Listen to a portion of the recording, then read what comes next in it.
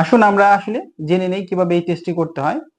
যে টেস্টের নাম হচ্ছে ফ্র্যাঙ্কেল স্টেইন টেস্ট, এবং এই একটি টেস্টের মাধ্যমে আমরা কনফার্ম হতে পারবো আমাদের পেশেন্ট উনি কি ডি কোয়ারভেন্স ডিজিজ বা ডি কোয়ারভেন্স স্টেনোসাইনোভাইটিস এই সমস্যায় ভুগছেন কিনা। তো আসুন দেখেন আমরা কিভাবে এই টেস্টটি করি।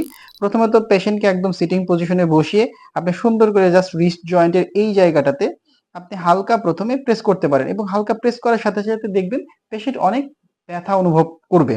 হ্যাঁ, বা অনেক ক্ষেত্রে পেশেন্টের সোয়েলিংও থাকতে পারে। জাস্ট আমরা এই টেস্টটি করার জন্য যেটি করব, ঠিক তার থাম্ব, যে পেশেন্টের যে থাম্ব থাকবে থাম্বটিকে এবং ভাঁজ করে ভিতরের দিকে পেশেন্টকে এরকম ভাবে ধরতে বলবো, যে একটু ধরুন।